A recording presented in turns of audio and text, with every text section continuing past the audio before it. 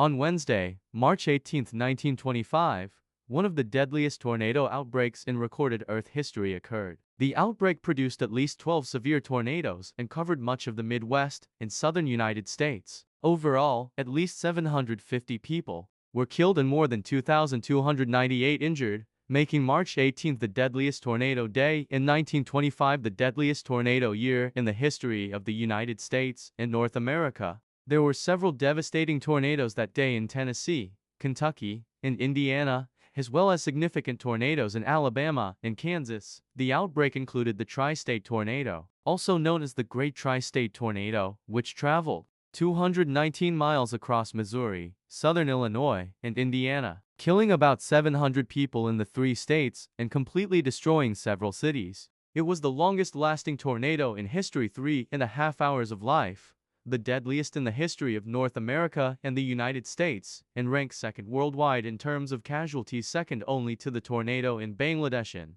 1989. It is recognized by most experts as an F5 tornado, the maximum damage level on the Fujita scale. Immediately after the tornado, hospitals from St.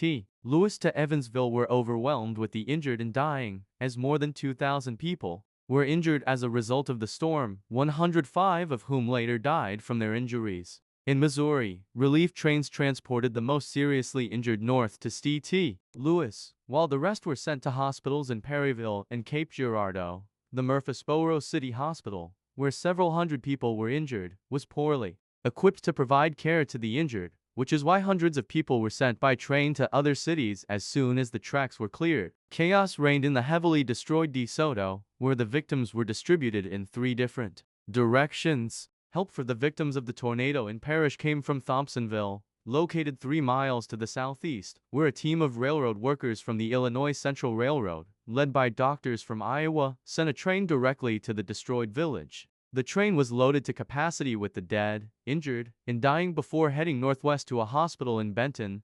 The storm claimed its last victim on January 3, 1926, when Gervais Burgess, a 46-year-old miner from West Frankfort, died from injuries sustained in a tornado. In addition to the dead and injured, thousands of people were left homeless and without food. Fires broke out, which aggravated the damage. There were reports of looting and theft, in particular of the property of the victims. Overall, recovery has been slow, and all these events have dealt a serious blow to the region. As a result, 695 people were confirmed dead, 588 in Illinois, 95 in Indiana, and 12 in Missouri, immediately making this the deadliest tornado in the country's history. 3 states, 14 counties, and more than 19 localities, 4 of which were virtually wiped off the face of the earth, and many of these and other rural areas were never rebuilt, were in the path of the tornado, which lasted a record 3.5 hours. Tornadoes in 3 states destroyed about 15,000 homes. The total damage was estimated at $16.5 million as of 1925. Adjusted for population or wealth growth and inflation, the damage would have been approximately $1.4 billion